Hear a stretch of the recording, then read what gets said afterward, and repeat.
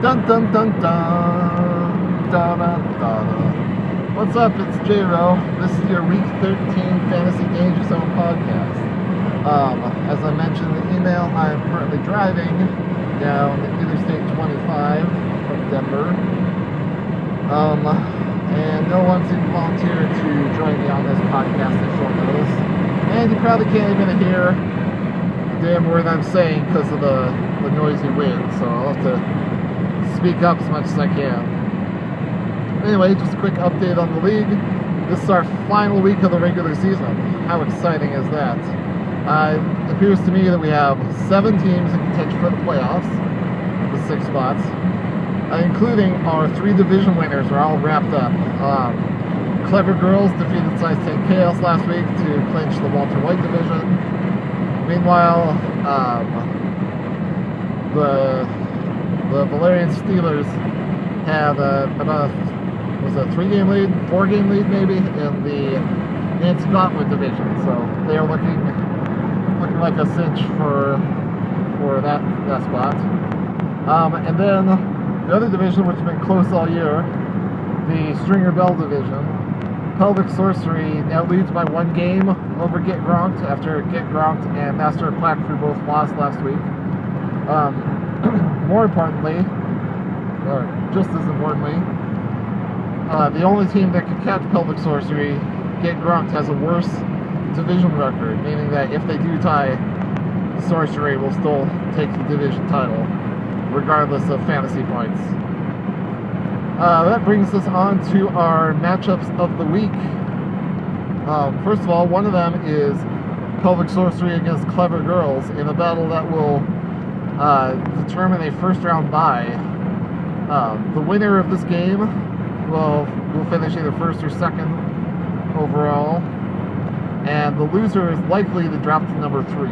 It is possible that if Clever Girls wins and the Valerian Steelers drop their game, that Pelvic Sorcery can still hang on to number 2. But that seems like an unlikely situation given the Steelers' non-playoff opponent. In that matchup, Pelvic Sorcery got off to a wonderful start on Thanksgiving.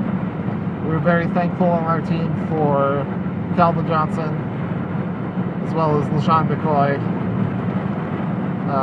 Mr. Mark Sanchez, and the good performance by the highly touted Seahawks defense. So currently, the Pelvic Sorcery has over 80 points from those 4 players. It's looking strong. But you can never count out Clever Girls when they have Peyton Manning on Sunday night. So we'll watch this. It should be an exciting finish. In the other matchup of the week, we have 2 7-5 teams that I believe are fighting for a playoff spot head-to-head. These are Master of Quackfu, who, despite being first in the power rankings nearly all season, has been on a losing streak, and with a loss could drop to 7-6 and be out of the playoffs. They're taking on the resurgent Kick-Ass Roll, who has kept up their performance over recent weeks, despite their owner jet-setting around Europe. So we look forward to a good matchup here between these two, with the winner getting in one of the wild card spots, and the loser of the game, however, probably being out. The only way that they would still make it is if Purple Rain loses. But Purple Rain is playing J.Ro Loves Blossom 16 this week, so that looks like the usual lock of a win there. Purple Rain benefiting a little bit from the schedule. Looks like she should get in there in the number 6 spot one way or another. Let's see, in other action, Get Gronked is playing one of the other teams from the Botwood division. It's either Zongos or Rooster Illusion. I've kind of lost any distinction between those 2 teams. So they're likely to win, but it likely won't matter if they'll be stuck in there at the number 4 spot as the top wild card. And then over in the Walter White division, we have one final matchup. Nothing on the line but pride between Size 10 Chaos and Pound in the Pets.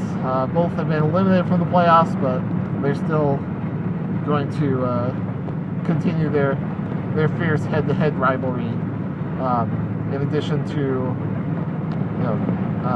with their competition here, in addition to their bet over how many games Robert Griffin III would start, which is currently leaning towards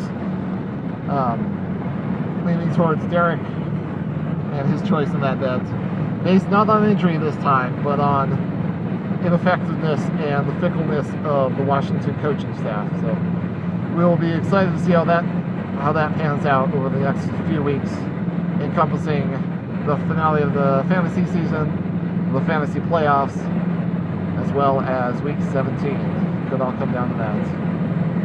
Alright, I think that's it for the solo podcast here. It was a short one. If you have any questions or comments, be sure to send them in, and when I get another episode going with the co-host, we'll be happy to address them or do any sort of custom segments for you or that sort of thing. So, thanks for joining me here. I'll hope to get this uploaded tonight, and we'll see you next time on the Fantasy Danger Zone.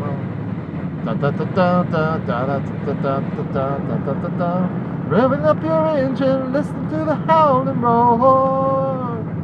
We got the metal on the tension, drifting in overdrive.